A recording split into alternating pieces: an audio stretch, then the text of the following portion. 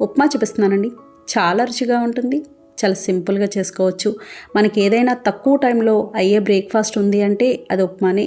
అప్పటికప్పుడు సింపుల్గా అయిపోతుంది, పెద్ద టైం పట్టదు.